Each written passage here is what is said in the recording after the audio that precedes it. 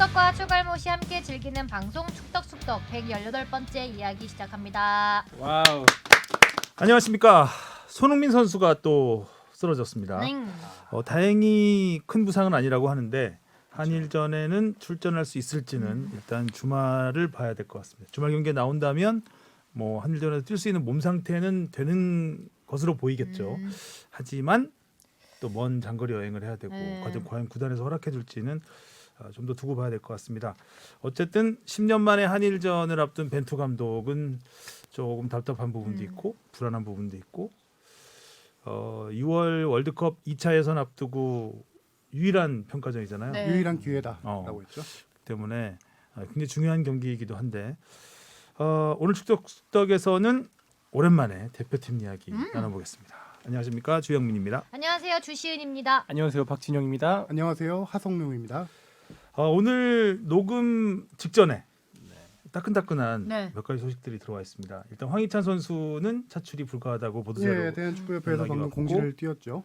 또 기성용 선수의 그 법무법인에서 변호사 쪽에서 어제 PD 수첩 혹시 보셨나요? 아니요, 못 봤습니다.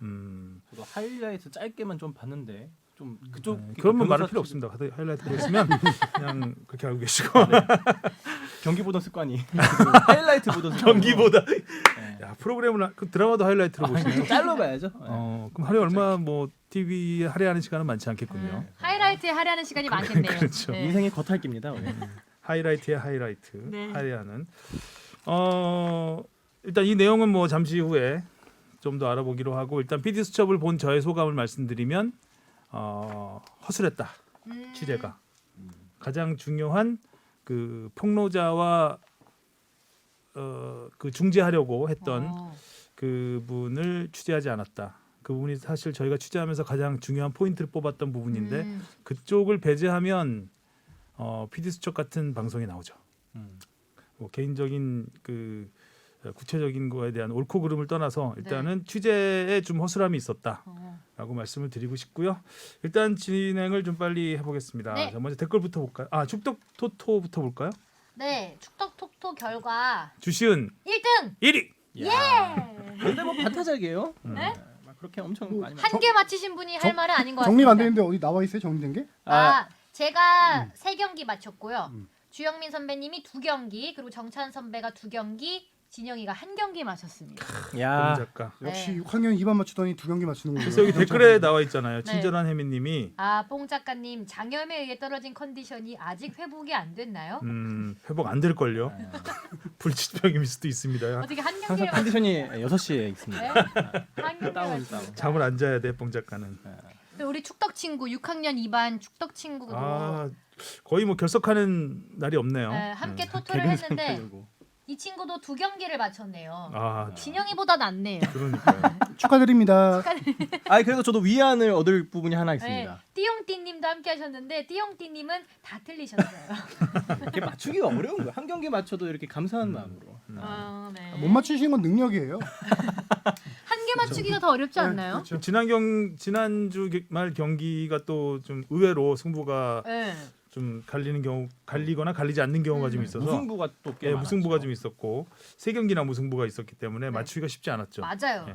특히 저같이 무승부를 절대 걸지 않는 사람은 3개는 틀리고 들어가는 거죠. 이렇게 되면 저도 무승부 하나도 안 걸었는데 진영이는 무승부를 2개나 걸었는데 다 아주 틀렸네요. 간 보면서 무승부 2개나 걸었는데 그거는 다 틀리고. 그래도 저는 승부 난 것 중에선 2개를 맞췄다는 거.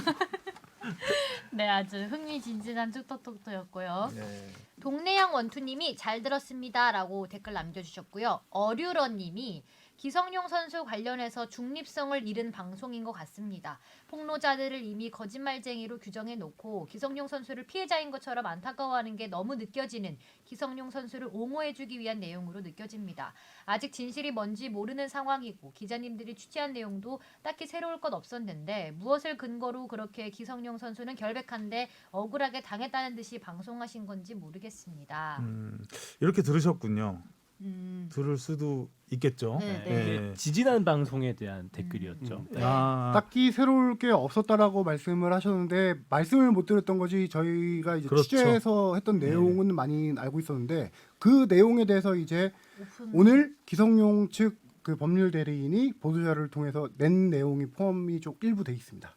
그렇죠. 이건 저희가 밝히지 않았던 부분 중에 일부예요. 이것도 다 밝힌 건 아니고. 당시 이제 이미 알고 있었지만 말씀을 못 예, 했던 거니까. 이건 뭐 좀 이따 말씀드릴 텐데 일단 중립성을 말씀하셔서 일단 언론으로서 특히 성폭력 문제 관련해서는 굉장히 민감하죠. 그렇죠. 아무래도 이런 보도, 이런 관련 이슈를 취재할 때는 피해자 입장을 일단 먼저 고려를 합니다. 중립성을 잃은 거죠, 그것도 어떻게 보면. 정확히 중립을 지키려면은 왜냐하면 이제 피해자 입장의 얘기를 호소하는 이야기를 듣고 이게 신빙성이 있으면 당연히 피해자를 보호해야 되는 게 맞는 거기 때문에 꼭 이런 기계적인 중립을 꼭 항상 지킨다라고는 말씀을 못 드리겠습니다. 그런데 일단 중립을 지키고 취재는 당연히 중립을 지키고 하죠. 근데 이제 취재를 하다 보면 저희가 이제 판단을 해야 되는 상황이 옵니다. 저는 기본적으로 언론이라는 게 팩트를 단순하게 전달해 주는 역할이 아니라고 생각합니다. 팩트를 전달해 주는 건 그냥 데이터 보시면 됩니다.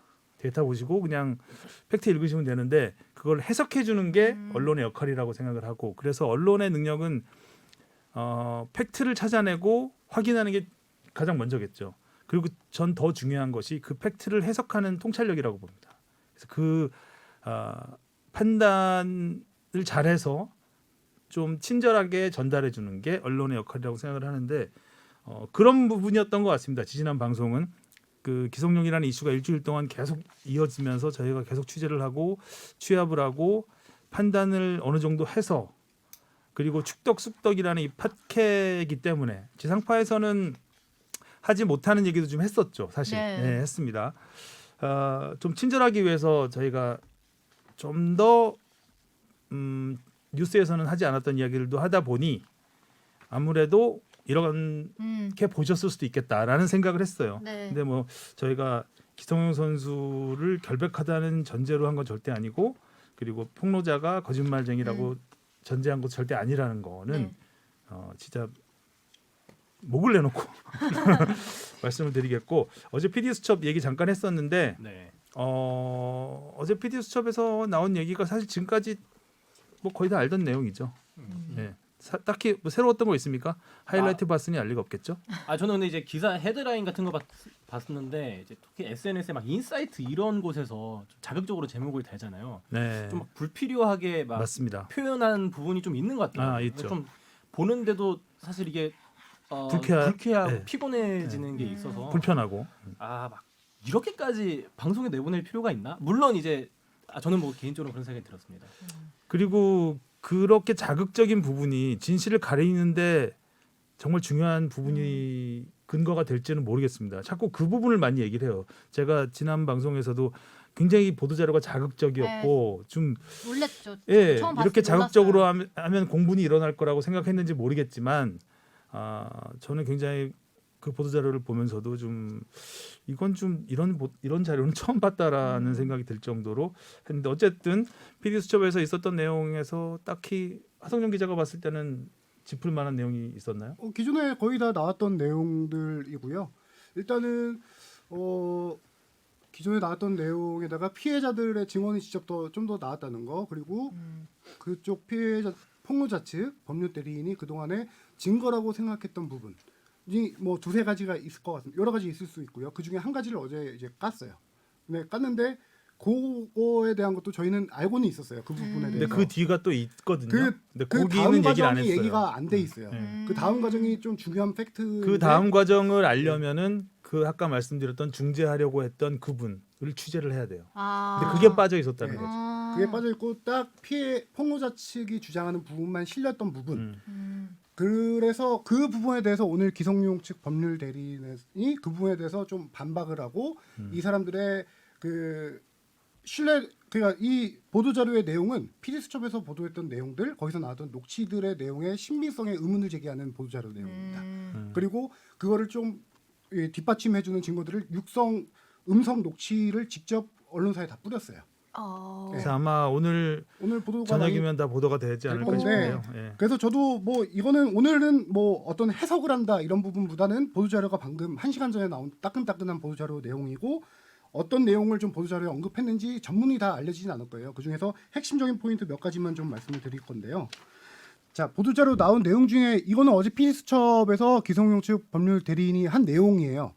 상대방이 기성용 선수에게 정정 보도를 낼 테니 명예훼손을 절대 하지 말아달라고 해달라고 하는 멘트가 그 녹취가 어제 PD수첩에서 기성용 측 변호사가 공개를 했죠. 음성 녹취를. 그거에 대한 부연 설명이 좀 있는데 정말을 피해를 당한 사람이라면 오보라고 내줄 테니 가해자에게 절대 명예훼손으로 걸지 말아달라고 저렇게 사정을 할까요? 이게 보도자료 내용이에요. 이 내용도 어제 PD수첩에 좀 나오긴 한데 그러면서 이제 그쪽 폭로자 측의 신뢰도를 약간 떨어뜨리기 위한 내용들이죠. 한 가지 중요한 게 아까 그 중재자의 어떤 그 뒤 다음 얘기들을 안 했다라고 하는데 여기 보도자료에서 그 부분이 조금 나옵니다. 그 부분을 좀 설명해드리면은 마치 기성용 선수가 잘못을 인정하였다고 상대방은 인용하였습니다. 보도자료에 이렇게 나와 있죠. 이에 피해자라는 D의 중학교 직속 후배로 친한 이 씨가 중재자. 중재자예요? 알파벳 E예요. 네, 이 씨가 중재자. 중재자예요. 자기 선배라는 D 폭로자죠. D가 이렇게 자신을 이용할 줄 몰랐다고 증언하고 있습니다라고 하면서 증언 그 음성 녹취한 걸 언론사에 다 공개를 했어요. 그 내용이 이제 저희가 아는 걸 간단하게만 설명드리면은 이 중재자는 중재를 원했기 때문에 양쪽의 화해를 원했던 거죠. 그렇기 때문에 약간 중간에서 조금 말을 보태서 한 게 있어요. 기성용 선수가 인정을 했으니 일단 그 오버란 기사를 좀 내고 나중에 만나자 이렇게 화해를 시키기 위해서 기성용 선수 측에서 하지도 않은 말을 일단 기성용 측 주장에 따르면 기성용 선수가 하지도 않은 말을 약간 부풀려서 했다. 그 부분이 이제 어제 PD수첩 그 음성 녹취로 나가게 된 거죠. 부풀렸던 부분이. 그러니까 제가 좀 부연 설명을 하자면 이 중재자라는 사람이 기성용의 전화번호를 아름아름 알아서 전화를 했다고 네. 했잖아요. 해서 기성용한테 이러이러하니 제가 한번 중재를 해보겠습니다. 했더니 기성용 측의 입장이 뭡니까라고 물었을 때 기성용은 빨리 오보라는 걸 인정하고 그 폭로가 거짓이라는 거죠. 거짓이라는 걸 인정하면 그때 내가 용서를 하든지 결정을 하겠다라고 얘기를 했답니다. 그래서 그걸 전달을 했죠. 근데 처음에는 그 부분은 기성용 선수도 기자회견에서 정확하게 밝힌 부분이에요. 그래서 그런데 이제 그 과정에서 저런 얘기가 나온 거예요. 기성용이 사과를 한다고 했다. 잘못을 인정했다. 잘못을 인정했다라는 말을 폭로자한테 한 겁니다. 했으니까 형도 빨리 오보를 내. 이렇게 된 거예요. 빨리 중재하고 예. 하려고. 근데 그 중재자를 저희가 취재를 했을 때 중재자는 오보를 이끌어내기 위해서 그렇게 말했다라는 겁니다. 그 부분이 빠져 있어요. 그 부분에 이제 보도자료 추가적인 부분이 나와 있는데 그거를 그냥 읽어드리는 게 제일 나을 것 같아요. 피해자라는 D는 자신의 중학교 후배 E, 그 중재자가 중간에서 서로 중재한다고 서로 듣기 좋은 말을 만들어서 한 것을 이미 알고 있습니다. 피해자는 이미 알고 피해자도 있다. 이걸 알고 있다. 그리고 여기 아래 보도자료 나온 건데 저희는 이제 녹취를 다 들어봤기 때문에 아는 내용이에요. 한마디로 정리하면은 이 중간에 중재자가 피해자에게 결국 그거 기성용 선수는 아무것도 인정한 게 없어. 그 라는 얘기를 합니다. 라고 다 얘기를 합니다. 자기가 그 부분이 형, 성룡이 형은 아무것도 인정하지 않아. 이런 내용이 있습니다. 그래서 그 부분을 이제 보도자료에 나오는 걸 또 읽어드리면은 그래서 기성용 선수와 아무런 일면식도 없고 이 사건에 대해서 아무것도 모르는 중재자의 말이 증거가 되지 않음을 알고 있습니다. 이렇게 중재자의 말이 증거가 되지 못함을 상대방은 스스로 알고 있음에도 이를 증거라고 제시한 것 자체부터 상대방은 비난을 받아야 할 것입니다라고 보도자료에 적혀 있습니다. 그 결정적 증거라 했던 게 그냥 저거라는. 근데 이거 말고도 일단 어제 드러난 건 이건데 네. 저희가 예상했던 증거가 하나가 요거 저희는 알고 있었기 때문에 이거라고 생각을 했고 한 가지 증거가 더 있다라고 한 게 어제 피수첩에 나왔는데 그거는 뭐냐? 이제 이 당시 성폭력이 있었다는 걸 목격한 사람의 증언이 있다라고 이제 폭로자 측 법률 대리인이 어제 방송에서 주장을 했고 그거는 이 폭로자 그 목격자들에 대한 신변 보호를 위해서 언론에 공개할 수는 없고 법정에서 계속 공개하도록 하겠다. 저는 그 마지막 멘트는 언론이 하지 말아야 될 멘트라고 생각합니다. 어떤? 그 폭로자 측 변호사가 직접 한 얘기이기도 아니 하고요. 그 얘기를 전달했잖아요. 전달한 건데 그러니까 우리가 이 상황을 아는 사람을 또 하나 취재를 했는데 이거는 그쪽이 법정에서 밝힐 거라서 여기선 얘기할 수 없습니다. 네네. 라고 말했다는 거는 자체가 그야말로 PD수첩 자체가 기성용은 성폭력을 했다라는 걸 우리는 확인했다 어느 정도라는 뉘앙스를 깔아주는 거잖아요. 그럼 시청자를 혼란스럽게 하는 거 아닐까요? 그게 자기가 거기에 대해서 판단을 하고 취재를 했으면 아니면 그쪽에서 원하지 않으면 그 말도 하지 말았어야 된다고. 폭로자 측 법률 대리인의 주장은 이거를 지금 이 증거를 방송에서 공개하게 될 경우 그 목격자에게 또 회유와 협박이 들어올 수 있다라고 주장을 했었습니다. 그러면은 PD 수첩은 그 얘기를 하지 말았어야 되는 게 맞아요. 아예 방송에 내지 말았어야 된다. 당연하죠. 그럼 제3자가 있었다라는 내용을 일단 얘기를 했잖아요. 그러면 압력이 안 들어갈까요? 그럴 수 있. 압력을 넣으려면 얼마든지 넣을 수 있겠죠. 찾아서. 근데 그러는 건 좀 허술했습니다. 하여간 제가 봤을 때는 방송이 좀 허술했던 것 같고 일단 뭐 그 댓글에 대해서 지금 댓글 이야기하고 있잖아요. 저희 댓글 얘기를 메인 테마처럼 네. 얘기를 했는데 2주 전에 다 말씀드리지 못했던 이유들이 이런 것들이 아직 밝힐 시점이 아니었기 때문에 말씀을 못 그리고 드렸던 거고요. 법적 조치를 취한다고 예. 한 거죠. 예, 그래서 지금 보도자료 말미에는 3월 26일 다음 주 금요일 이전에 법적 조치를 취하겠다라고 이제 최종적으로 밝혔습니다. 나중에 물론 저희도 사실 모릅니다. 사실은 진실은 그렇죠. 모르지만 어떻게 전개될지도 몰라요. 뭐 어떤 반전이 이루어질지 모르는 거니까 나중에 조금씩 더 이게 밝혀지면 거기에 또 부연 설명을 또 드릴 날이 있을 겁니다. 네. 다음 댓글이요. 오뎅 장사님이 남겨주셨는데요. 방송을 듣다 오류가 있어서 글을 적습니다. 상파울루와 크루제이루가 라이벌이라고 하셨는데 크루제이루가 아니라 코린치아스입니다.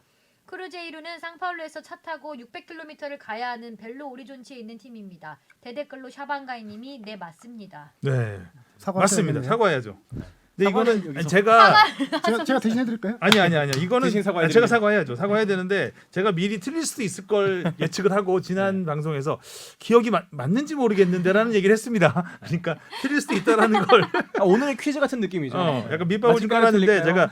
제가 코린치안스 크루제이로 다 보면 다 아는 팀인데 그때 갑자기 생각을 하려고 하니까 키역만 생각이 났던 것 같아요. 그래서 코린치안스와 상파울루가 아마 그때 약간 그 화이트 칼라 그리고 크루제이루가 블루 칼라 이것도 틀릴 수도 있습니다. 코린치아스가 또 하나 제가 사과 예고 방송입니다. 사과 예고. 네. 그리고 우리 축덕 친구가 또 유튜브에 댓글 남겨줬는데요. 일주일 동안 축덕숙덕 정주행했습니다. 평소에 엄청 잘 들어서 금방 들었네요. 그나저나 주 아나운서님은 컬트에서도 SNS를 잘 안 한다는 걸 말씀하셨네요. 어유. 그리고 축덕숙덕과 관련 없는데 컬트에선 왜 주만두가 되었나요를 여기서 물어보시네요. 주만두가 왜 됐어요? 그러니까 이제 애칭을 정하는 과정에서 제가 첫 출연했을 때 그 이제 뭐 짤 같은 걸로 얘기하는 코너인데 생년월일로 조선식 이름 짓기 이런 짤이 있었어요. 아. 근데 거기 이제 11월과 28일을 했는데 삼포가 나왔거든요. 근데 삼포 하면 만두 만두죠. 이래가지고 제가 이제 주만두가 됐죠. 지금도 삼포만두가 있나요? 그러게 있나요? 못 저도 본 잘 지 되게 몰라요. 오래된 것 같아요. 꽤. 제가 어렸을 때 되게 좋아했던 만두인데 맛있죠? 삼포 세대 아니에요 혹시? N4 세대 아 저희요? 네. 삼포 세대가 뭐뭐 포기하는 거죠? 결혼, 취업, 연애, 취업, 결혼, 연애 이런 거 아닌가? 이렇게 될 거예요. 취업. 취업 결혼 하나 또 뭐였지? 그러니까요. 연애는 필수니까 연애- 결혼은 선택이고 워낙 결혼은 포기하는 게 포기하고. 많아요. 네, 포기하는 게 많아가지고. 그 세 가지가 네, 뭔지. 그래서 주만두입니다. 아 축덕 학생 아주 훌륭합니다. 네. K리그 응급실님이 작년 K리그 1 서울과 인천의 마지막 대결에서 인천 팬들은 잔류를 확정 지은 후 환호성을 지른 게 아니고 그냥 경기 내내 소리를 지르며 응원했습니다. 단체 응원가만 안 불렀다 뿐이지 S석은 사실상 평소의 원정 응원석과 똑같았습니다. 오죽하면 S석에 있던 서울 팬이 인천 팬들을 향해 조용히 좀 보자며 소리를 지르는 일이 발생했죠. 이런 문제 때문에 원정 팬 입장을 금지한 것 같고 올해는 아예 평소 원정석이었던 S석을 폐쇄한 것도 같은 이유라고 생각됩니다. 그때 소리 지른 사람 혹시 뽕 작가 아니죠? 저는 가만히 있었습니다. 사과하시고요. 네. 제가 대신 사과해드리고 있습니다. FC 서울 고요한님이 기성용한테 욕짓거리하고 김진야한테 욕해서 울리네. 놀랍지도 않다. 작년 마지막 경기 생각하면 인천이 괜히 인천이 아니지. 시우 타임 올해는 꼭 내려가라. 고요한님은 이거 FC 서울 고요한 이 댓글 쓰시는 분은 항상 요런 화가 있는. 다시 이제 인천 사랑과 증오가 묻어나는 저도 이 현장을 가지 않아서 좀 보도된 내용으로 보면은 인천 서포터는 아니 모르겠는데 네. 그 경기장에 있던 팬들이 어떤 기성용 선수의 이번 사건 관련해서 어떤 좀 소리를 치고 네. 그다음에 김진야 선수는 인사하러 인천 갔는데. 출신이고 그 인천 팬들에게 인사하러 갔는데 거기서 또 되게 안 좋은 야유 소리라고 해서 김진야 선수가 눈물을 흘리면서 네. 좀 갔다 이런 아. 얘기거든요. 네, 기사 났다고. 뭐 이런 거 보면 이렇게 위에 K리그 응급실님도 그 비슷하게 댓글을 달아주셨는데 이런 약간 일부 악성 팬분들 때문에 전체적인 극성. 예, 악성. 악성 극성. 사과하세요. 아 뭐 둘 다 뭐 극성이고 악성이죠. 왜 악성이에요? 사랑이 나쁘잖아요. 사랑이 죄인가요? 하면서 일단 잘못된 점을 지적하자면 소리 지르는 거 육성 응원 자체가 금지돼 있습니다. 현재 코로나 자제를 해야죠. 때문에. 맞아요. 자제돼 있고 원정석을 폐쇄한 거는 인천 구단입니다. 그러니까 그 프로축구 연맹 가이드라인에서는 원정석을 폐쇄한 게 아니라 원정석에 할당된 원정 서포터들을 위해서 티켓을 판매하지 않는 거고요. 네. 원래 예전 같으면은 뭐 2,000장, 3,000장 이렇게 따로 빼놔요. 원정 그쵸, 서포터들을 빼놓죠. 위해서. 그 티켓을 따로 팔지 않겠다라는 거고 그 공간은 오픈을 합니다. 그래서 선택해서 올 수 있어요. 그 자리에. 그 자리에도. 네, 원정석에도 앉을 수는 있어요. 다만 원정 그 팀의 유니폼이나 어떤 색깔 이런 거가 티내면 안 돼요? 그렇죠. 그런 거 입고 가면 안 되고 그래서 홈팬이 원정석 응원석에 앉아서 응원을 할 수도 있는 거예요. 육성 응원 안 되지만. 근데 인천이 폐쇄한 건 인천 팀의 선택입니다. 왜냐면은 거기는 경기장 관중석이 크지 않기 때문에 좀 집중해서 이렇게 좀 한쪽에 몰아서 팬들을 넣겠다라는 생각 때문에 그렇게 했던 것 같아요. 근데 다른 구단들은 원정석 폐쇄하지 않고 오픈해 있는 구단도 많이 있습니다. 어허. 사실 유럽 이렇게 명문 라이벌 구단들 보면 이런 경우들이 많이 있긴 해요. 그러니까 우리 팀에 있다 상대편으로 라이벌 팀으로 넘어간 선수를 향해서 그 선수가 원정 왔을 때 뭘 그쵸, 뭐 병을 욕하고 던진다거나 뭐 예전에 뭐 루이스 피구 같은 네. 선수 대표적이죠. 아데바요로 이거 슬라이딩 세레머니 하다가 요 그래도 엄청 우리 먹고 그랬죠. 모두 사이좋게 지내요. 그래요. 네. 해피투게더. 네. 만두가 울어요. 슬퍼요 만두가. 장진석 씨가요. 되게 오랜만에 남기신 것 같은데요. 그렇네요. A매치 한일전 관련해서 댓글 남깁니다. 6월에 할 월드컵 2차 예선전에 대표팀 손발을 맞출 시간이 필요한 협회 입장도 이해는 가지만 K리그 구단 입장에선 4월에 아침 때문에 리그가 중단되는지라 3월 일정이 빡빡한데 A매치 하느라고 3주 이상을 주전 선수들 못 뛰는 건 열받을 것 같고 또 만에 하나 작년 11월처럼 선수들 중에 확진자 나오면 후폭풍이 또 장난 아닐 텐데 뒷감당은 어찌하려고 하는지 걱정이 됩니다. 그 A매치에 대한 얘기는 제가 뒤에 자세히 이제 이슈에서 얘기를 할 거고요. 여기서 말씀드린 부분 중에 한 가지만 짚고 넘어가자면은 이게 아마 아침 일정이 변경되기 전에 달린 댓글 같아요. 네네. 4월에 아침 변경됐더라고요. 때문에 리그가 중단되는지라라고 표현을 하셨는데 그거를 제가 그 부분만 간단하게 짚고 넘어갈게요. 4월 아침 일정은 원래 4월 21일에서 5월 7일까지 조별로 나눠서 버블로 한 곳에서 열리게 돼 있었는데 이게 개최지 미신청과 현재 아직도 코로나 여파로 인해서 6월 7월로 연기됐습니다. 오. 그래서 K리그는 당초 4월 11일 날 9라운드를 치르고 한 달의 공백기를 가진 네. 다음에 5월 21일 날 10라운드를 재개할 예정이었지만 또 바뀌었네요. 6월로 ACL이 밀리면서 6월 달에 열릴 예정이던 K리그 경기들을 지금 다 4월로 앞당길 거를 지금 계획 논의 중이에요. 그렇게 곧 발표가 날 거고요. 그렇게 되고 6월에 A매치가 4경기가 열립니다. 네. 6월 3일 뭐 우리나라 개최 신청했기 때문에 날짜 국내에서 열릴 나왔어요? 텐데요. 예. 6월 3일 투르크전, 6월 7일 스리랑카, 6월 11일 북한, 6월 15일 레바논전. 이렇게 A매치가 열리고 나서 아시아 챔피언스 리그가 또 열릴 예정이기 때문에 거의 6월 한 달은 이제 K리그는 아예 잠정 못 휴식을 하게 될 가능성이 높죠. 3, 7, 전반기, 11, 15 하반기 뭐 이렇게 전반기, 후반기 이런 느낌이 나네요. 네. 아. A매치 얘기는 뒤에 더 자세히 말씀드릴게요. 네. 네 질문 들어가겠습니다. 무엇이든 물어보세요. 노승준님이 질문을 한 번에 4개나 보내주셨어요. 안녕하세요, 네 접니다. 이번에 처음 질문 보내보는 겁니다. 최근에야 축덕숙덕의 존재를 알게 되었습니다. 그래서 몰아듣고 있습니다. 아, 여기도 잘 정주행하고 듣- 계시네요. 잘 듣고 있고요. 재밌습니다. 평점 5점에 4점 드립니다. 1점 뺀 이유는 지금까지 제게 존재감을 드러내지 않았기 때문입니다. 말씀 재밌게 하시네. 네, 이제 질문 들어갈게요. 첫 번째 질문. 이번 25일 대표팀이 일본과 원정 평가전을 치른다던데 짧은 A매치 데이 소집 기간으로 봐선 도저히 원정 시합이 안 될 듯 보입니다. 입국 후 자가격리 기간을 가지지 않고 일주일간 코호트 격리, 일주일간은 소속팀 코호트 격리를 하는 시스템으로 한다고 하는데 K리그 선수야 그렇다 치고 해외 리그 선수들은 과연 차출이 가능한 건가요? 네, 뒤에 몰아서 설명드리겠습니다. 두 번째 질문. 어렸을 때부터 궁금했던 겁니다. 해외 빅리그의 일부 리그 구단들은 K리그의 구단들보다 평균적으로 구단 직원들의 수가 훨씬 많고 디테일한 걸로 알고 있는데요. K리그의 구단들도 구단 프런트나 기타 직원들의 규모나 질이 향상되는 것이 장기적인 발전에 도움이 될 거란 걸 알고 있을 텐데 선수들에 비해선 적은 인건비 비율이면서도 왜 아직도 많은 구단들의 직원 규모는 제자리 걸음일까요? 그래서 구단 프런트 수가 얼마 되는지 좀 조사해 봤는데요. K리그 1 기준으로 말씀드리면은 거의 다 이제 10명 후반대에서 20명 초반대예요. 프런트 수가.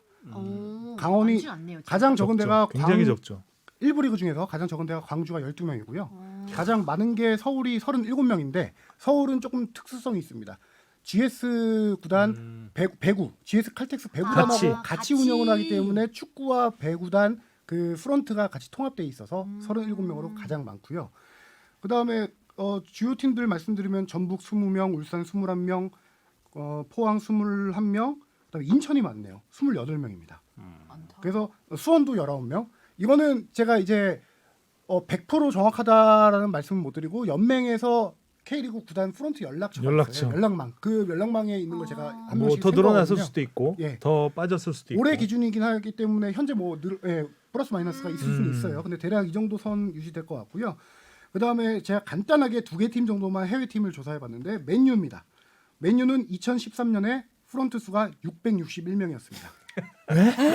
근데 와 이건 상상 초월하다. 근데 중소기업. 2020년에 877명입니다. 근데 아니, 요거는 좀 정확하지 않다. 우리 K리그 구단과 프런트와 비교가 정확하지 않은 조금 게 애매하죠. 뭐냐면은 거기는 워낙 딸린 게 그렇죠. 계열사라고 해야 되나? 영어로 적혀 있는 게 테크니컬 앤 코칭이라고 돼 있어요. 그러니까 예를 들어서 구단 산하 유스 팀에 있는 코치들, 아카데미에 있는 코치들, 또 그다음에 여자 팀도 있잖아요.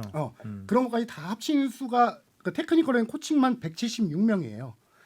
거기다가 예, 그렇죠. 그래도 많죠. 전체 수가 877명인데 이 원래 통계에는 선수 수까지 다 포함되어 있었어요. 거의 1000명 가까이 되는데 선수 수 제외하고 맨유가 877명인데 이 중에서 제가 주요 부위만 말씀드리면은 마케팅이 129명. 그다음에 미디어가 88명. 이렇게 되어 와. 있습니다. 그러니까 세계 최고 부자 구단이 되는 거죠. 그렇죠. 그다음에 토트넘 같은 경우는 이건 뭐 디테일하게 제가 안 들어가겠지만 전체 수만 치면 561명. 이런 식으로 이제 소위 말하는 빅클럽들은 네. 이 정도 규모가 차이 나는데 왜 그럼 K리그 구단과 차이가 나냐? 되게 간단해요. 그만큼 시장 파이가 차이가 나는 거죠. 우리나라도 파이가 커지면 당연히 구단들도 직원 직원수를 많이 많이 뽑죠. 늘리고 할 테고 최근의 트렌드가 뭐냐면은 K리그 구단들도 뉴미디어가 활성화되면서 유튜브나 이런 어떤 SNS 마케팅 활동 그런 쪽에 기존 인력들을 더 많이 배치하고 있고 새로 많이 뽑고 있습니다. 근데 이제 아무래도 한계가 있겠죠. 구단 그 예산도 있을 테고 파이가 커지지 않는 이상 예산은 늘어나기가 힘든 상황이고 그러다 보니까 기존 인원 유지를 하면서 그쪽에 좀 인력 배치를 많이 하는 거고요. 아, 진짜 차이 많네. 그다음에 K리그 가이드라인에 뭐 최소 몇 명 이상이어야 된다 이런 건 없어요. 하지만 신생 구단을 창단하게 될 경우 K리그 1은 최소 프런트가 20명이어야 된다. K리그 2는 기준이 10명이어야 된다. 그 기준은 새로 있습니다. 그런데 지금 20명이 안 안 되는, 되는 구단도 팀들이 지금, 있으니까. 그렇죠. 근데 확실히 창단할 빡세게 때는 하시겠다. 20명이 돼야 돼야 된다는 된다. 그렇죠. 거죠? 신생 구단 창단의 가이드라인은 그렇게 의무로 나와 있습니다. 이 얘기 제가 한 몇 달 전에 축덕에서 했는데 다 아무도 기억 못 하시네요. 아, 이제 들어오셔갖고 몇 달 뒤에 또 기억 못 할 수도 있어요. 예, 저도 기억 못 했어요. 새로 찾고 주기 잘 맞네. 즐거운 시간.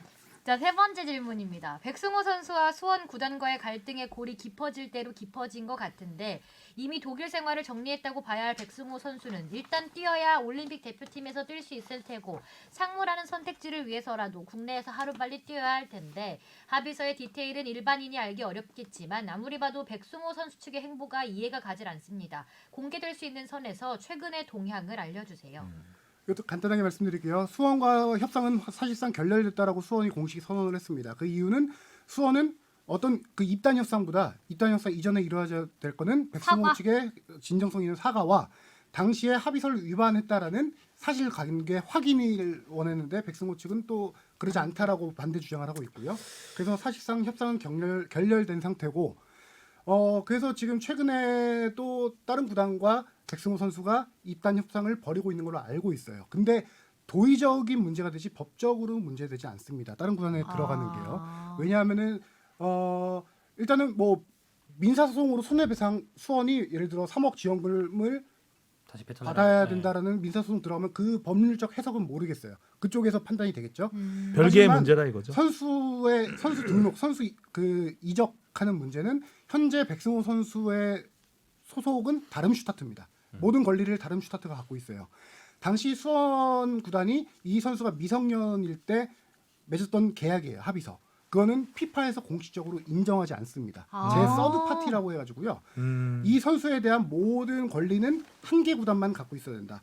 다른 제3 서드 파티라고 하잖아요. 그 제3의 구단이나 다른 어떤 개인이 갖고 있을 수 없다라고 피파에서 공식적으로 그 어떤 재판 사례가 있거든요. 유권 해석을 한 거죠. 유권 해석을 했고 브라질 선수들이 이런 경우가 워낙 많아요. 많죠. 네. 그렇기 때문에 우리나라에 오는 선수들도 그런 경우들이 있고. 제가 알기로는 이 에이저드들한테 얘기를 들어보면은 서드 파티를 인정하지 않기 때문에 다른 구단 가는 건 전혀 문제되지 않을 것이다. 네, 다만 도의적인 문제가 있을 것이다. 이 그리고 만약에 다른 구단을 간다면 수원 블루윙스 홈 경기장에 걸개가 걸리겠죠. 이미 걸렸던 권리가 다시 또 걸리죠. 걸리게. 좀 세게 걸리겠죠. 예. 국내 무대에 돌아갈 가능성이 좀 높나요, 그러면? 지금 근데 3월 돌아올 말까지가 수밖에 등록 없지 않아요? 기간이기 때문에 그거는 좀 더 지켜봐야 될 것 조금 더 같아요. 지켜봐야 돼요. 아닌가? 뭐 돌아와도 새로운 또 스토리가 생기기 네. 때문에. 네, 마지막 질문입니다. K리그 이적 시장에서 외국인 선수들의 이적 규정이 해외와는 조금 다르다는 걸 느꼈습니다. 올 시즌 부산으로 옮긴 안병준 선수는 계약 기간이 만료됐는데 이적료가 발생했다던지요. 이제는 막 사라진 로컬룰이라던데 만약 그렇다면 이 로컬룰이 해외 구단과의 선수 계약에서도 적용되었었나요? 그리고 또 특이한 로컬룰이 존재하나요?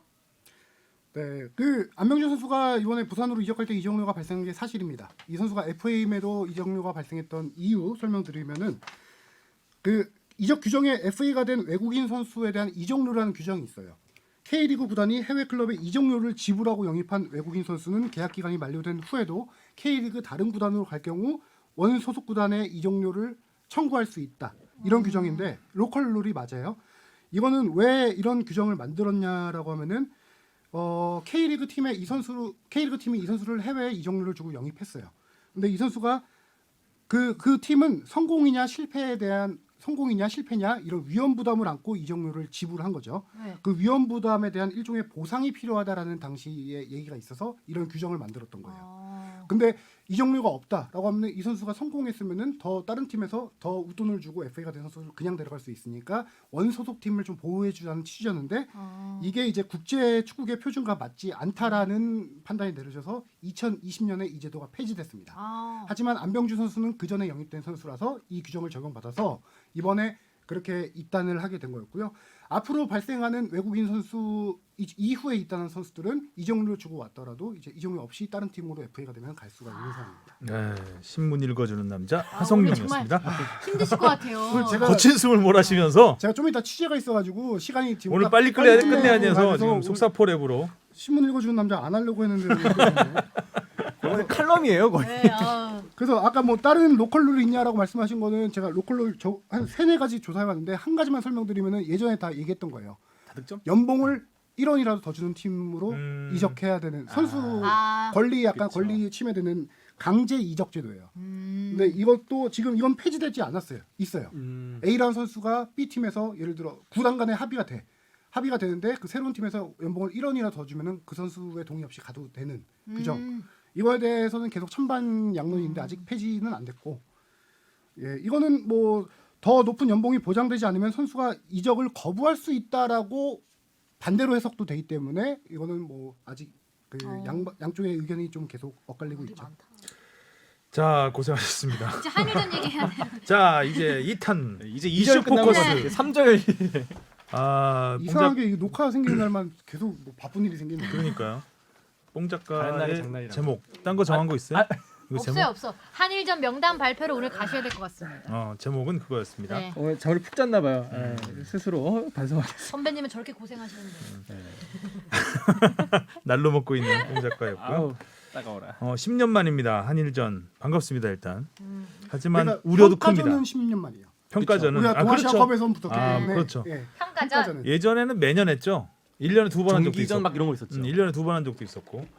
한일전은 굉장히 어쨌든 양국 축구 발전에도 큰 기여를 했고 축구 활성화 또 축구 팬 양성에도 큰 역할을 했는데 이런 평가전과 또 이 타국에서 대회하는 건 좀 다르잖아요. 그렇죠.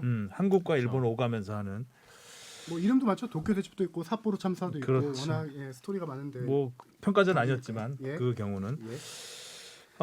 일단 손흥민 선수의 합류 여부가 가장 큰 관심입니다. 네. 오늘 그 전에 이거를 설명드려야 될 것 같아요. 근데 그 왜 이번 선수 구성에 좀 애를 많이 먹었냐? 네. 당연히 코로나 때문에 또 각국마다 규정이 다르기 때문에 아까 앞에 나온 질문을 제가 좀 설명드리는 건데요. 그래서 조사해 보니 프랑스 보르도의 황의조 선수 차출이 불발됐죠. 이유가 프랑스는 7일간 자가격리를 해야 됩니다. 돌아오게 될 경우. 네. 7일 피파에서 5일 이상 자가격리를 하게 될 경우 차출을 거부할 수 있다라고 해서 보르도가 이번 거부한 케이스고요. 네. 미국 같은 경우 지금 김문환 선수가 LAFC에 있죠. 거기는 10일 자가격리. 아, 그래서 차출 못하고 러시아의 황인범 선수는 부상 때문에 차출을 못했고요. 이재성 선수는 독일이 좀 복잡해요. 독일은 주마다 규정이 달라요. 자가격리 규정이. 그래서 독일에 어떤 선수는 되고 어떤 선수는 안 되고 이게 나눠지는데 이재성 선수 같은 경우는 아예 시도조차 못한 게 팀에서 확진자가 나와서 2주간 자가격리를 들어가야 됩니다. 현재 자가격리 중이에요. 그래서 아예 차출을 못하고요. 프라이부르크의 정우영 선수는 자가격리 규정이 그쪽 주에 없어서 차출이 가능합니다. 됐구나. 하지만 황희찬 선수는 일단 명단에 뽑았죠. 왜냐하면 그 주는 자가격리 규정이 있어서 선수를 차출을 못해요. 근데 라이프치히의 각국 대표팀 선수들이 워낙 많아서 라이프치히 구단이 그 주정부와 논의를 했어요. 이 선수들 갔다 와서 자가격리 없애줄 수 있냐 이런 논의를 해서 주정부에서 그럼 어디로 가고 며칠 있고 이런 걸 다 내라 해서 했는데 그 결과가 우리 녹음 시작하기 직전에 나왔죠. 황희찬 선수 차출 불발. 결국 자가격리가 안 풀렸다는 얘기겠죠. 그래서 황희찬 선수는 일단은 이번 한일전에 못 뛰고 대체 발탁은 없다. 그렇게 대표팀이 공지를 지금 발표했고요. 손흥민 선수 같은 경우도 영국이 자가격리 규정이 있긴 있습니다. 그런데 이제 엘리트 선수들에 대한 특별 규정이 있어요. 테스트 투 릴리즈라는 규정이 있거든요. 잉글랜드도 워낙 그 해외에 나가서 경기를 많이 하잖아요. 지금 뭐 챔피언스리그, 유로파리그 대표팀 경기도 하고 하니까 이 선수들이 들어와서 며칠 동안 잠깐만 자가격리하면서 그 사이에 테스트를 해서 괜찮으면 음성이 나오면은 구단으로 돌아가게 해주는 그 테스트 투 릴리즈라는 규정이 있어요. 그래서 손흥민 선수도 이거에 적용을 받을 수 있지 않나라는 것을 일단 명단을 포함했고 그 후에 나온 게 이제 부상이죠. 이슈가 터진 거죠. 햄스트링. 그렇죠. 부상은 크지 않은 것으로. 네. 근데 손흥민 선수가 참 영리했던 것 같아요. 제가 햄스트링 얘기만 나오면 제 경험을 얘기하는데 해봐서 항상 징조가 있습니다. 네. 한 번에 팍 나가지 않아요. 그래도 걸어서 나갔. 네, 그쵸. 그러니까 저도 햄스트링 나갔을 때 한두 번에 처음에 찌릿합니다. 허벅지가 찌릿해서 왜 그러지 하고 시그널 보내네. 찔러 좀 알알한 느낌이 있고 네. 그 다음에 다시 한번 찌릿하면 살짝 멍이 들어요. 그 부분에. 그 부분에 한 지름 한 5cm, 6cm 정도 크기의 동그랗게 멍이 듭니다. 그럼 어디 맞은 것 같은 멍이 들어요. 그런데도 뛰다가 그때는 소리가 납니다. 찌지직 소리 나는. 아니요, 푹 소리가 납니다. 찢어지는. 팔에서? 예. 약간 그러니까 찢어지는 소리. 나는 본인은 느껴요. 네. 내가 팍 했을 때 푹 소리가 나요. 그러면서 이제 못 걷는 거죠. 그때부터. 그러면은 한 달입니다. 최소 한 달. 저도 그렇게 파열되는 음을 그 옆에 들었는데 옆에 사람이 들을 정도로 들려요? 옆에 사람이 들려요. 이게? 본인은 굉장히 정말 소름 끼치게 들려요. 근데 손흥민 선수 같은 경우는 물론 운동 선수들은 그런 지식들이 있겠죠. 조금만 찌릿해도 뛰면 안 된다. 그래서 약간 찌릿했을 거예요. 그렇죠. 지난번 다쳤을 때도 제가 이 얘기를 말씀드렸는데 이번에도 굉장히 빨리 본인이 판단하고 네, 전반에 빨리 나왔잖아요. 욕심 안 내고 나온 거기 때문에 아마 부상은 크지 않고 회복도 빠를 수 있습니다. 네. 그래서 현지 언론에서는 이번 주말 경기도 나올 수 있다라고 이제 얘기를 했는데 풋볼 런던에서 그렇게 보도를 하고 있죠. 풋볼 런던에서 풋볼 런던이 뭐 딱히 그렇게 큰 신뢰도를 가진 언론은 아니지만 풋볼 런던의 보도를 좀 말씀드리자면은 손흥민 선수의 부상이 생각보다 크지 않다. 그래서 A 매치 휴식기가 끝난 다음 경기는 나올 수 있을 것 같다. 하지만이 아니라 거기에다가 회복이 좀 더 빠르면 이번 주말 경기까지도 출전이 가능할 수도 있다라고 보도를 한 거예요. 근데 이게 그냥 뻥카라고 보기가 힘든 게 뭐냐면은 이미 전례가 있잖아요. 지난해 9월이었나요? 뉴캐슬전에서 전반 뛰고 교체됐는데 맞아요. 그때도 무리뉴 감독이 롱롱 뭐 이런 얘기했었죠. 오래 근데 걸릴 막 것 깜짝 같다. 선발 막 이러지 그렇죠. 않았나요? 그 당시에 일주일 만에 맨유전에 돌아와서 2골인가 넣었었어요. 그 경기. 났죠. 근데 제가 이번에도 약간 비슷한 흐름으로 가고 있는 게 뭐냐면은 손흥민 선수의 부상, 너무 명백한 부상. 팔 부러졌을 때 네. 같은 토트넘 구단이 하루 이틀 사이에 인저리 업데이트라고 공식 발표를 했습니다. 몇 주간 결정할 것이다. 어디가 다쳤다. 당시 뉴캐슬전에서 제가 거의 뭐 3, 4일 동안 맨날 토트넘 홈페이지 들어가서 인저리 업데이트 있는지 봤는데 그때도 안 나왔어요. 그게 이 경미한 부상이었기 때문에 또 맨유전에 나왔기 때문에 이제 나중에 해석이 된 거죠. 이렇기 때문에 인저리 업데이트를 안 냈구나라고. 지금도 부상당하고 지금 3일 정도 지났죠. 안 나오고 아직까지도. 있습니다. 아직도. 아. 그런 거 그리고 거기에다가 축구협회에다가 취재를 하고 있는데 축구협회에서는 이제 어제 토트넘에게 정밀 검진 결과를 듣기로 했어요. 축구협회는. 그래서 명단 제외할지 말지를 결정해야 되는데 토트넘 구단에서 이번 주 현지 시각으로 금요일 정도에 알려주겠다. 그때까지 상황을 지켜보겠다는 거예요. 주말 경기에 뛸 몸 상태가 되면은 축구협회도 차출 오케이라고 하겠죠. 하지만 그때까지도 도저히 뛸 몸 상태가 아니다라고 하면은 부상을 공식 발표하면서 뭐 차출할 수 없겠다 이렇게 발표할 것 같아서 손흥민 선수의 합류 여부는 현지 시각 금요일이니까 한국 시간으로 금요일 저녁이거나 토요일 토요일쯤? 아침쯤 나올 것 같습니다. 손흥민 선수 보고 싶죠 당연히. 손흥민 없는 대표팀은 상상할 수 없으니까. 저도 근데 한일전이 걱정도 많이 되는 부분이 있고 지난번 오스트리아 전지 훈련 가서 평가전 했을 때도 코로나 집단 감염이 있었기 때문에 네. 그런 부분에 있어서 팬들의 우려가 큰 것 같아요. 그렇죠. 청와대 국민청원까지. 네. 예, 그리고 올라왔고. 그때는 뭐 오스트리아라서 같은 유럽이니까 조금이라도 이동 거리가 그렇죠. 가깝긴 했는데 네. 지금은 뭐 아시아 이제 건너와야 되잖아요. 그렇죠. 그런 지금 안 그래도 이제 허벅지에 엄청난 무리가 간 상황에서 장기간 비행에다가 이제 또 경기까지 뛰게 된다면은 사실 막 이런 친선 경기잖아요. 저는 이제 뭐 이렇게 만약에 물론 6월 예선을 앞두고 있는 마지막 친선 경기긴 하지만 뭐 2차 예선이고 막 상대가 또 한국에서 열리기 때문에 약간 개인적으로 힘을 빼도 되지 않을까라는 좀 아니죠. 생각이 있긴 한데 무리뉴 어렵습니다. 감독이 고민이 엄청 클 네. 거예요. 아 당장 지금 이번 주말 경기 쓰고 싶은데 쓰자니 한국 저기 스잔이 평가전 한국에 보내야 안 보낼 되고 수 안 없고. 보고. 안 보내고 싶은데 이럴 수 예. 있죠. 지난번에도 오스트리아 원정 때도 벤투 감독이랑 무리뉴 감독이랑 엄청 기싸움했잖아요. 그때 막 벤투 감독이 무리뉴 감독이 왜 자꾸 이게 M매치 데리고 가냐, 막 그렇게 코로나에서 안전한 것도 아니고 하니까 벤투 감독이 아니 뭐 대표팀에서 소속팀 걱정해주고 소속팀에서 대표팀 걱정해줘야 되냐 이렇게 반문까지 했었는데 무리뉴 감독의 한마디가 임팩트 있는 한마디가 있었죠. 선수에게 돈을 주는 건 소속팀이다. 돈 주는 데가 짱이죠. 그럼 또 그러네. 그리고 이번에 명단 발표 기자회견에서 그래서 벤투 감독에게 그런 질문도 나왔어요. 무리뉴 감독하고 직접 소통한 게 있냐 이번 이슈와 관련해서 그랬더니 없다. 되게 대답 간단했어요. 무리뉴 감독이래. 벤투 감독 기자회견 중에 역대 가장 짧았어요. Nope. 끝. 한마디로 Nope. 없다. 하여튼 뭐 손흥민 선수가 올지 말지는 일단 토요일 주말이 돼봐야지 알 수 있을 것 같고 네.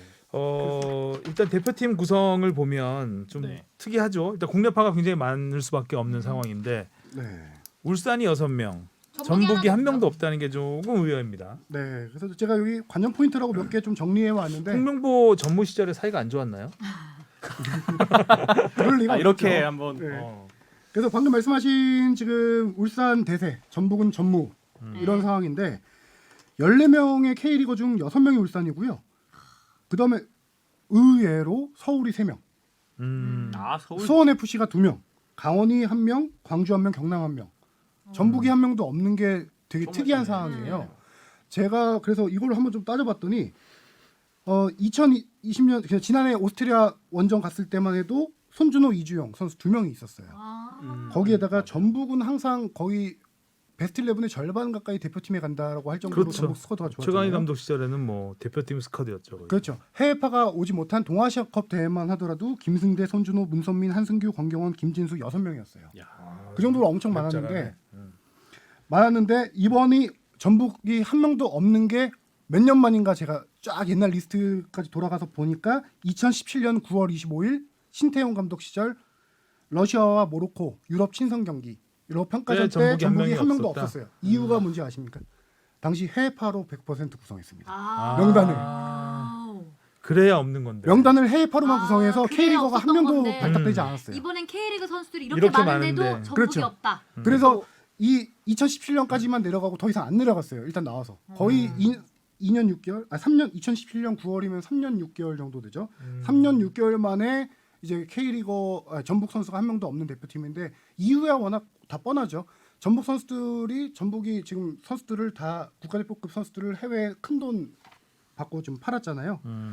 주로 대표팀에 갔던 선수들 누군지 보시면은 김진수, 그다음에 저기 손준호 이번에 나갔죠. 나갔고. 김진수 선수 나갔죠. 나갔고. 김신욱 선수 나갔죠. 지금 문선민 선수 문선민, 군대가 있죠. 군대가 있고. 대표팀 많이 뽑혔던 선수들 얘기하는 거예요. 거기다 이용 선수는 지금 약간 세대 교체에 있어서 이용 선수 뽑히지 않고 있고. 그러다 보니까 선수는 지금 그래도 좀 뽑힐 만하지 않았나 생각을 누구요? 합니다. 김보경 선수. 선수도 김보경 선수 그렇죠. 근데 지난해 너무 부진했고 지금 최근에 조금 살아나고 있긴 한데 아직까지 벤투 감독의 좀 마음을 못 잡은 것 같고요.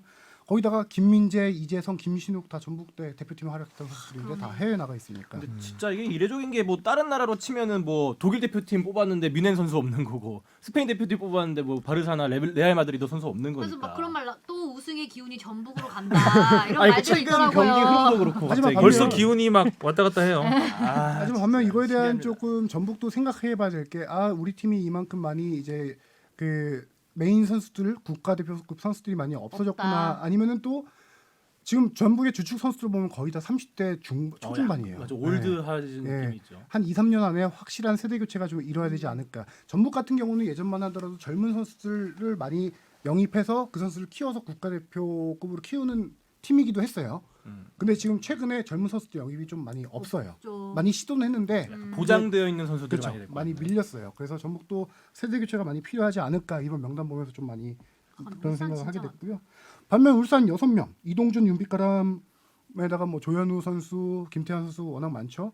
확실하게 전북보다는 울산이 스쿼드가 강하다라는 그 개막전부터 우리 얘기했던 부분이 이번 대표팀에서도 드러났고 이번에 조금 이동준과 윤빛가람 선수가 기대가 많이 되긴 해요. 그렇죠. 워낙 네. 폼이 최고 너무 좋은 좋아가지고 상태이기도 요새. 하고요. 하성룡 기자는 강상우가 합류하지 않은 걸 굉장히 아쉬워했습니다. 참고로. 그렇죠. 근데 커뮤니티에서도 강상우 선수 없는 걸 아쉬워하는 팬들 많은 것 그렇죠. 같아요. 강상우 네. 선수 충분히 좀 세대 교체 얘기했지만 뭐 아주 어린 선수는 아니지만 그래도 약간 신선한 바람을 넣어줄 수 있는 선수거든요. 그 부분을 좀 설명드리면은 제가 여기 적어오기도 했는데 강상우 선수도 대표팀에 대한 기대가 상당히 컸어요. 지금 도움 김보경 선수와 공동 1위예요, 세계로. 올 시즌에도 좀 좋은 아주 공격수도 올라가고 그러니까 오버래핑도 아주 좋고 그런 선수인데 벤투 감독 스타일상 보면은 벤투 감독의 철학은 조금 명확해요. 지금 몇 년 겪어보니까 왼쪽 풀백, 오른쪽 풀백은 그 발을 주발을 왼발, 오른발 쓰는 선수를 선호해요. 그래서 강상우 선수는 오른발잡인데 왼쪽 풀백이에요. 그러다 보니까 벤투 감독은 아무리 이 선수가 잘해도 자기 스타일에 안 맞다라고 생각을 하는 거죠. 근데 좀 요새 뭐 그 세대 교체도 하고 있다고 하지만 왼쪽 지금 풀백에 뽑힌 선수 보면은 뭐 박주호 선수, 홍철 선수 있는데 그래서 더 강상우 선수 얘기가 그러게요. 지금 축구 게시판에 얘기에 많이 나오는 나이가 이유가 좀 홍철 선수에 대해서는 홍명보 감독도 이런 얘기를 했어요. 어제 경기 열렸는데 기사 나. 그 전에 대표팀 명단 발표되기 전에 울산에 많은 선수들이 뽑히면은 대승적인 차원에서 다 협조하겠다. 네. 근데 막상 뽑히고 나니까 아프죠. 정말 많이 뽑혔다. 너무 나한테만 왜 그래? 이렇게 이제 얘기하면서 복귀했는데 홍철은 딱 한 명에 대해서 실망입니다. 홍철 언급하던데요, 그죠? 그럼에도 이 선수들이 건강하게 돌아왔으면 좋겠다라고 긍정적인 메시지를 냈음에도 홍철 선수에 대해서는 딱 한마디 한 게 부상에서 회복된 지 얼마 안 된 선수고 지난 경기에 아직도 컨디션이 너무 안 좋았기 때문에 어제 울산하고 제주 경기였잖아요. 제주 경기였죠. 그 경기 아예 명단 제외를 해버렸어요. 선수 컨디션이 너무 안 좋고 자신감이 떨어졌다라고 해서 본인도 그런 좀 선수를 어렵다고. 대표팀에서 뽑아가려면 미리 좀 전화를 해서 구단에 전화해서 좀 커뮤니케이션을 했으면 좋지 않았을까 이런 아쉬움을 말을 하지. 네. 그러게요. 근데 그런 거는 구단에 미리 안 확인하나요? 그러게요. 좀 홍철 선수 부상 전력이 있거나 이러면 선수 상태는 뽑고 좀 난 다음에 물어보고 물어보나요? 이게 국내 것 감독 같은데. 케이스 같은 경우는 당연히 감독들끼리 그렇게 서로 하죠. 통화하면서 요즘 어때? 뭐 이런 식으로 선수 상태 물어보기도 하는데 그런 K리그 구단과 소통은 벤투 감독이 좀 안 되는 것 같더라고요.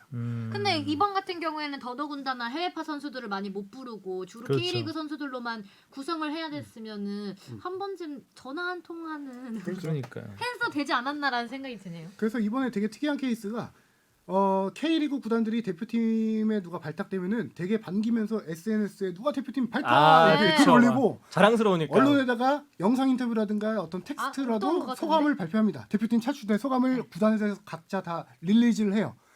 근데 이번에 특이한 건 아무 구단도 아무도 거의 안 하고요. SNS에서 안 못 뽑혔으면 본것 같아. 좋겠다라는. 그래서 이번에는 네. 좀 안 뽑혔으면 좋겠다. 오히려 올림픽 대표팀은 크게 걸었던 것 같은데. 예. 그죠 올리는. 그래서 이번만큼은 네. 좀 반갑지 않은 소집이었고 다들 하는 말들이 무사히 돌아왔으면 좋겠다. 그러니까. 이번에 그렇죠. 갔다 오면은 바로 경기엔 뛸 수 있는 건가요? 그것 때문에 그런 건데. 파주에서 코트 격리하죠. 그렇죠. 네. 그 부분 때문에 구단들이 좀 반기지 않는 거가 있는데 뭐냐면은 경기 당일날 끝나자마자 바로 귀국을 해요. 그리고 파주 NFC 국가대표 트레이닝센터에서 선수들끼리 일주일간 일주일. 코어트를 합니다. 그 기간 동안 대표팀에서 훈련을 할 수 있어요. 선수들끼리. 그리고 나서 바로 구단으로 돌아가서 구단에서 클럽하우스 아니면 자기 집만 왔다 갔다 하면서 훈련을 할 수 있어요. 어디 딴 데 외출을 안 되는 거예요. 일주일 동안 그렇게 하되 경기는 출전 가능하게 해놨어요. 아, 그래서 일주일 동안 파주에서 자가격리 끝난 다음 날부터 경기가 있습니다. 바로 4월 3, 4, 5일 3일 그쵸. 금토일 네, 경기가 3, 있는데 그 경기에는 출전 가능해요. 하지만 실질적으로 그렇게 일주일 동안 팀 훈련 못한 상태에서 와서 경기를 뛸 수 있을까? 그런 것 울산은 때문에 이제 구단들이 특히 반기지가 않는 울산은 거죠. 더 울산은 고민이죠. 지금 주축 선수들 너무 많이 뽑힌 거 그러니까 아닌가요? 최근 두 경기 다 무승부했고 원도재, 김태환. 1승이 급한데 근데 또뭐 벤투 감독님도 입장. 전북은 푹 쉬었다 하고 그렇죠. 그러니까 우승의 기운이 전부로. 근데 진짜 뭐 벤투 감독님도 어쩔 수 없는 게 당장 6월 A 매치 이제 중요한 그렇죠. 경기를 앞두고 최상의 전력을 갖추고 시험을 해봐야 될 거 아니에요. 만약에 또 나중에 뭐 부상 선수가 나오면은 뭐 해외파 중에 못 뽑을 수가 있으면은 결국 이 명단에 있는 사람들로 경기에 나가야 되는데 참 코로나 때문에 여러 가지로 꼬였습니다.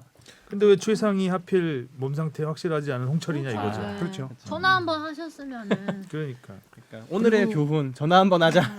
명단에서 제가 좀 특이한 거 두 가지 정도만 더 설명을 간단하게 드릴 텐데 이번에 명단 보면은 최전방 공격수 전형적인 최전방 공격수는 이정엽 선수 단 한 명뿐입니다. 야, 지금 황희찬까지도 황의조가 못 돌발을 오니 됐고 황희조 못 황희찬이 나오고 못 나오니까 그래서 고민이 많았을 거라고 생각드는데 조영욱. 그러다 보니까 조영욱도 지금 서울에서 측면 공격수로 쓰고 있습니다. 그렇죠. 포워드로 일단 올려놓긴 그렇죠. 했는데 측면 아니면 섀도우로 많이 쓰고 있는데 근데 진짜 그래서 지금 측면 자원이 엄청 많이 뽑았어요 이번에. 측면 자원만 보면은 지금 뭐 아까 말씀드린 조용욱 선수 있고 이동준에다가 나상호, 엄원상, 정우영 뭐 이렇게 많거든요. 그래서 이번에 벤투 감독은 그동안 황희준 선수가 워낙 북박이 주전이었으니까 원톱을 많이 썼었는데 이번에는 측면 공격수를 최전방으로 올리는 약간 울산이 이동준 선수를 최전방 네. 공격수로 쓰듯이 그런 약간 투톱 형태의 공격 전술도 좀 가능하지 않을까 이런 생각이 명단만 보면 좀 들고요. 어떤 한가- 경기가 나올라나? 그렇죠. 한 가지 음. 또 재밌던 거는 동명이인이 있죠. 정우영. 프라이부르크의 정우영과 알사드의 정우영. 여기 뽕 작가가 TMI로 써놨어요. 적어놨나요? 읽어주세요, 뽕 작가가 주박사님. 읽어주세요. 읽어드릴까요? 아, 네, 동명이인이 A 대표팀에 동시 발탁된 건 1998년 1월 차범근 감독 시절 태국에서 열린 킹스컵 국제대회 2명의 서동원이 참가한 이후 역대 두 번째입니다. 뭐 그냥 잊으셔도 돼요. 그게 중요한 그것도 정보는 찾아내요, 아니고요. 재밌는 건 그 이후로 역대 두 번째이자 23년 만인데 아, 그 당시에 이제 98년도에 서동원 선수 73년생 75년생이에요. 고대 출신, 연대 출신 뭐 이렇게 있는데 둘 다 킹스컵 그게 A매치 데뷔전이었습니다. 같은 날 같은 경기에서 치렀어요. 이 그 고대 울산 나온 이 서동원이 제 고등학교 후배인데, 그러니까 제가 저희 학교에 그 축구부가 있었거든요. 근데 고등학교 1, 2학년 때는 되게 못했어요. 근데 갑자기 고3이 됐는데 막 결승에 올라가요. 어. 그리고 1, 2학년들이 응원 가거든요. 3학년은 이제 아. 입시 봐야 되니까 경기장에 못 가고. 근데 알고 보니까 이 서동원이라는 선수가 있었던 거예요. 그 서동원이 이 서동원이더라고요. 오. 나중에 알았어요. 최근까지도 고려대 감독했었고요. 네. 아, 저는 그래서 당시 중계 영상이나 좀 찾아보려고 했는데 뭐 동원이한테 패스했습니다 뭐 이런 거 있을까봐 네, 없어서 좀 없어요? 아쉬웠어요. 이번 경기에서 좀 근데 그런 게 국가대표로는 그 제 후배 서동원은 별다른 활약은 못했습니다. 네. 그래서 이번에 만약에 서정원한테 밀렸죠. 동명이인 두 명이 동시 선발할 경우 베스트 11 포메이션 나올 때뭐 A, B로 표현을 해야 될지 아. 그런 고민도 좀 있을 것 같아요. 만약에 큰 동시- 우영, 작은 우영 그렇죠. 근데 같이 할까? 나올 수도 있을 정우영? 것 같아요. 뭐 정수영, 네. 정우영, 정우일. 근데 정우영 A, 정우영 B 이렇게 표현할 것 같은. 그렇게 그럴 수 있죠. 네. 그렇습니다. 네. 힘내세요. 자 K리그로 넘어가. 그 얘기 하나 하고 가자. 그 일본이 사실 이번 한일전에 굉장히 공을 많이 들이고 있죠. 그래서 먼저 제안을 하고 또 우리가 이제 절박한 입장에서 한 경기라도 해야 되니까 우리 쪽이 받아들인 건데 일본 입장에서는 이제 이거를 이제 도쿄올림픽을 앞두고 좀 뭔가 스포츠 이벤트를 우리가 안전하게 치를 수 그렇죠. 있다라는 걸 보여주려는 그런 속내가 분명히 있습니다. 네. 네, 네. 이날이 또 올림픽 네. 성화봉송 방송 시작하는 시작하는 날. 날이에요. 후쿠시마 제이빌리지에서 시작하거든요. 아마 오전에 성화를 출발시키고 그 다음에 저녁에 이 축구를 한일전 하겠죠. 하면서 이제 그날을 약간 도쿄올림픽과 관련된 그런 스포츠 이벤트로 좀 채우고 싶은 욕심이 좀 있었던 것 같습니다. 그렇죠. 저도 관중 없이 하지 않을까라는 생각이 있었는데 이제 관중까지 부른다고 하니까 그래서 말씀드리는데 그 피파가 그 선수 차출 관련된 코로나19 특별 규정을 보면 피파가 아니라 영국이죠. 그거는 아니 관중. 관중은 네, 영국인가? 관중은 건 영국 자체 로컬 룰일 거예요. 로컬 룰인가? 네.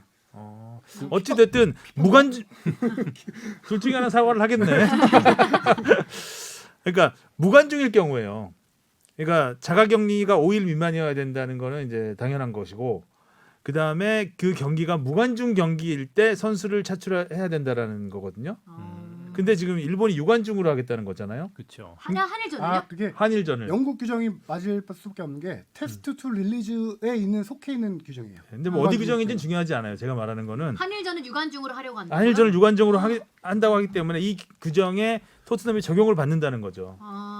적용을 받기 때문에 손흥민을 거부할 수 있는 명분이 하나 생길 수 있다. 아. 그 얘기를 하기 때문에 어디 규정인지는 찾아보시고. 이렇게 된 거 꼭 이겼으면 좋겠네요. 근데 또 안경을 싹 만지면서 하니까 아니 근데 뭔가 이런 그 방금 말씀하신 여러 가지 것들 때문에 일본에 좀 놀아나는 게 아니냐 KSA가 이런 비난 많잖아요. 많이 받고 있잖아요. 이 시기에 왜 지금 일본까지 가서 원정을 네. 해야 되냐? 선수들 또 돈벌이 하는 거 아니냐? 이런 네. 거에 대해서 축구협회에 다 물어봤어요. 물어봐서 나온 답변만 간단하게 얘기 드리면은 돈벌이라고 보기에 조금 어렵다라는 설명하는 과정이겠죠. 초청료 없다. 일본에게 초청료 받지 않는다. 아 그래도 가는 김에 받아서 가야 되는 거 아니에요? 그래도 가려면은.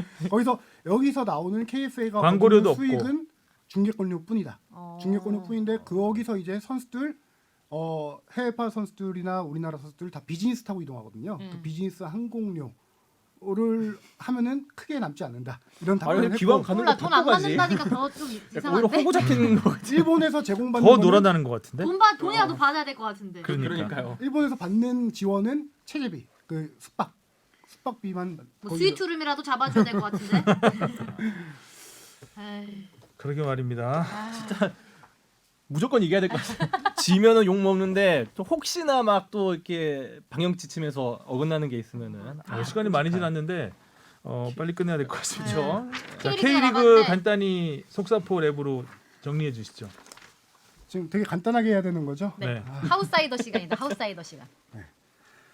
K리그 자 4라운드 어제 이제 녹화 시점으로 어제 두 경기가 열렸죠. 그 두 경기 네. 전에 4라운드를 제가 좀 통계를 내본 게 있는데 네. 지난주 방송에서 1라운드 개막하자마자 외국인 선수들이 상당히 부진하고 있다. 외국인 선수들의 골 비중이 상당히 낮다라고 하면서 13골 중 2골밖에 못 넣었다. 넣었다. 15%라고 했다라고 했는데 2, 3, 4라운드 다 비교해 봤습니다. 2라운드 14골 중 14골 중 1골, 7%더 떨어졌습니다. 네. 3라운드 14골 중 2골, 14% 떨어져 있죠. 하지만 드디어 4라운드부터 한 2주 정도 개막 후 2주 정도 맞붙였어. 지난 시점부터 외국인 선수들이 살아나기 막 시작합니다. 공교롭게 자가격리 2주인데 2주 뒤부터 살아나기 시작하죠. 네. 뭔가 있는 것 같긴 한데 4라운드에서 12골이 터졌는데 그중에서 외국인 선수가 7골을 와 터뜨렸습니다. 많이 터졌다. 비율로 치면 58%. 음악 여기 음악 깔아야 될 것 이 같아요. 정도 음악. 듣는 사람도 마음이 아니. 막 쫓길 것 같아. 드랍 더 빗. 비트나 음악을 깔아야 될 것 비트 같아요. 좀 깔아줘요. 자, 다시. 4라운드 그래서 외국인 선수 누가 골 넣었냐 보니까 세징야가 시즌 첫 골 넣었고요. 포항에서 이적한 전북으로 이적한 일류첸코가 시즌 첫 골 넣었고 전북에서 수원FC로 간 무릴로가 첫 골을 터뜨렸고요. 그다음에 성남의 장신 공격수 뮬리치와 새로운 공격수 부시가 골을 부시구나. 터뜨렸고 바시가 아니고. 강원의 새로운 공격수 신라지. 아, 그다음에 신라지. 경남에서 수원으로 이적한 제리치. 제리치. 이렇게 7명이 골을 터뜨렸는데 다 이제 이름 많이 들어봤던 주요한 외국인 선수들의 골이 터지기 시작했다라는 거예요. 그리고 중요한 거는 어제 5라운드 열린 경기에서 일류첸코가 2골을 몰아치면서 두 경기 3골. 이제 드디어 시작했다. 인류가 야. 인류했다. 그렇죠. 그다음에 세징야도 한 골을 터뜨리면서 두 경기 연속골. 이제 시작했다. 세징야다. 거기도 경륜 중계 보는 것 같지 않아요? 거기서 이제 제가 조금 2번마 3번 경마구나. 조금 재밌는 선수 한 명을 좀 소개시켜드리고 싶은데 성남의 공격수예요. 밀리치라는 선수인데 이 선수 키가 키큰 2m 선수. 그렇죠. 선수. 2m 3cm입니다. K리그 공식 역대 최장신이에요. 이전에는 2m 2의 광주의 공격수 복이라는 선수가 있었어요. 그 선수가 복이었는데 한국어로 복이라고 많이 불렸었죠. 그 선수보다 버디 동생 보기. 그 생각하면 안 되는데. 1cm 큰 역대 K리그 아버지 최장신인데 이글. 이 선수의 특징이 뭐냐면은 이 선수는 2m 3의 장신인데 헤딩을 잘 즐겨하지 않아요. 왜요? 이 선수 스스로 인터뷰에서 얘기하고 있어요. 나는 헤딩보다는 발 밑에 오는 공을 잡아서 슈팅하는 걸 좋아하는 선수. 근데 헤딩하지 않았나요? 그리고 헤딩으로 넣었죠. 그렇죠. 그리고 실질적으로 경기에서 프리킥을 전담합니다. 어. 멍거리에서 근데 프리킥을 전담 키커로 차요. 진짜 예리하더라고요. 네. 한번 아니 때렸죠. 2m 3이면 일반적인 상식이면 센터 그 안에 당연하죠. 페널티로 들어가서 네. 프리킥 올려주면 헤딩을 해야 헤딩. 되는데 3점을 던진다는 거죠. 농구로. 그렇죠. 치면. 그리고 이 선수가 첫 등장했을 때 상당히 센세이셔널했던 게 뭐냐면은 제가 지난주에도 소개하려다가 못했던 건데 이 선수가 헤딩만 하려면 딴 선수보다 머리 하나가 더 있어요. 그러니까 그래서 포스가 장난이 성남 홈 경기장 관중들이 이 선수한테 공만 올라오면 다 탄성이 서 있어요. 오, 막 이런. 그러니까 옷도 굳이 투사이고 뭐 리액션 점프를 많이 좋았거든요. 하지 않아도 네. 그렇죠. 근데 문제는 이 선수가 헤딩 그때 개막전이었나 두 번째 경기였나 첫 경기였어요. 교체 출전했는데 짧게 뛰고 헤딩을 6개 했어요. 근데 6개 했는데 6개 중에 3개가 거의 완벽한 찬스였는데 하나도 골대로 못 보냈어요. 헤딩을 잘 없었어요. 못하는구나 안에서. 헤딩을 못하는 선수예요. 아. 2m 3인데 헤딩을 못하는 선수인데 그 경기 이후에 이 선수는 이제 구단에서 그 경기 이후는 아니지만 전지훈련 때도 많이 했겠지만 이후에 구단에서 팀 훈련이 끝난 다음에 이 선수 특별 훈련을 시킵니다. 헤딩 훈련을 시키는 거죠. 구단에 약간 해야지. 이 선수의 장점을 살려야 되잖아요. 그렇죠. 그리고 나서 헤딩골이 터집니다. 훈련을 통해서. 바로바로 그렇죠. 습득했네. 첫 골은 페널티킥 골이었고 그 골 나오고 나서 4라운드에서 이제 어떤 경기였죠? 수원 FC 대 성남 네. 경기. 그 경기에서 이제 헤딩골을 넣고 팀이 또 부시 선수가 한 골 더 넣어서 2대1로 역전승을 거두게 된 경기죠. 정말 남다른 높이에 있더라고요. 그렇죠. 아직 우등솥은 뭐 공이 좀 더 내려와야 될 것 같은데 음. 이미 거기서 치고 그래서 헤딩 되던데. 이 선수가 저는 개인적으로 잘해줬으면 좋겠어요. 왜냐하면 되게 이슈메이커가 될 것 같다라는 생각이 들어요. 키만으로도 이슈메이커가 되는데 일단 헤딩 못하는 선수가 또 헤딩을 이제 잘해가는 K리그에 맞춰서 잘해가는 과정을 헤딩 좀- 못하는 최장신. 그렇죠. 되게 K리그 팬들에게도 이 선수가 재밌네요. 공 잡으면 뭔가 기대감이 기대감이 생기는 있는, 그런 게 지금 현재 있거든요. 그래서 음. 상당히 이 개성 있는 스타일의 축구를 할 수 있겠다라는 생각이 들더라고요. 마치 뭐 기존에 예전에- 있던 장신 공격수와는 좀 더 다른 느낌. 뭐 김신우 선수한테 뭐 뚝배기 뭐 대갈삽이 이렇게 불렀던 것처럼 뮬리치 선수에도 비슷한 이런 애칭이 붙지 않을까. 네. 농구했었어요 혹시? 그건 아니고 죄송합니다. 그것까지는 좀. 2m 3이면 농구를 좀 했을 것 같은 느낌이 들어서. 그리고 이제 어제 경기를 통해서 울산이 이제 비기고 전북이 이기면서 전북이 선두로 올라갔죠. 네. 그 전북을 올 시즌 좀 잠깐 분석해 보면은 전북이 제가 예전에 말했지만 시즌 초반에 워낙 약해요.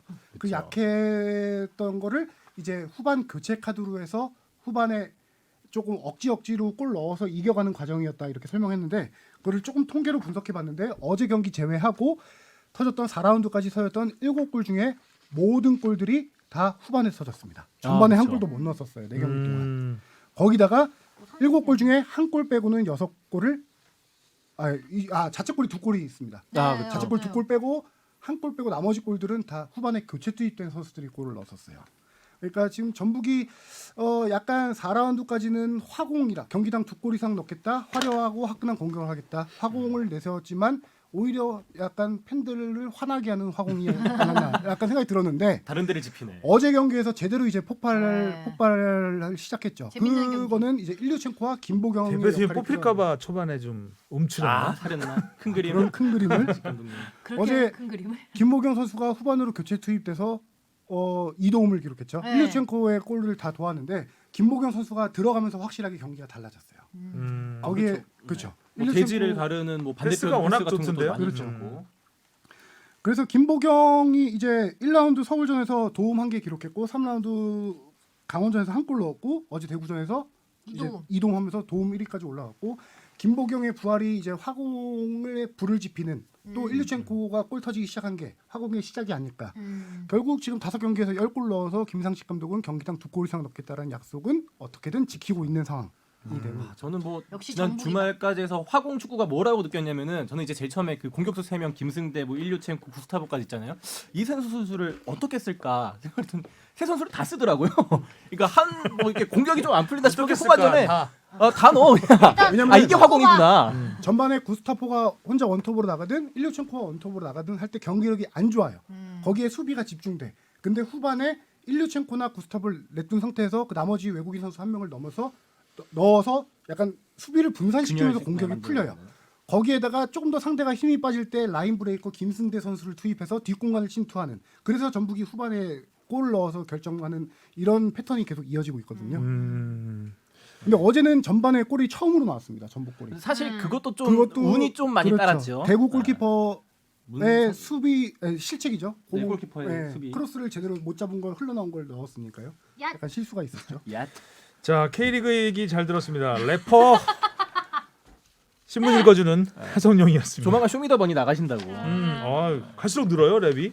아니 사상 최초 축구 랩으로 한번 쇼미더머니 나가는 것도 괜찮지 않을까요? 거의 지금 축구 랩 맞춰서. 뭐 가사도 안 보고 엄청 뿌듯하고 있어요 지금. 뭐 못다한 말 스웩이. 있으면 한 10초 줄 때니까. 포항 애들 괜찮더라고요.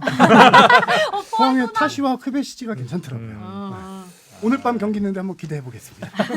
포항 승. 네, 들어봅니다. 알겠습니다. 자 네. 오늘도 이야기 저에게 했는데 길어졌습니다. 토토 빨리 하고 토토 맞아.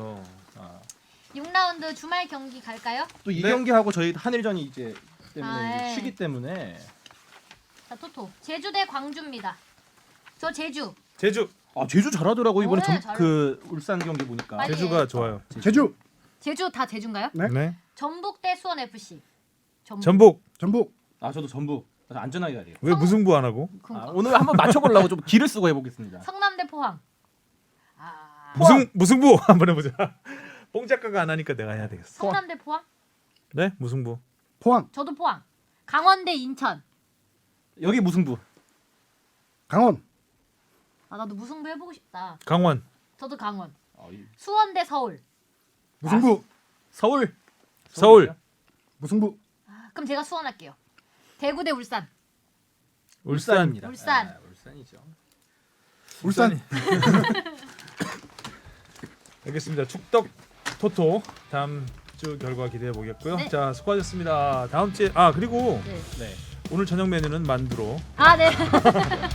두만두. 네, 다음 주에 만나요. 안녕.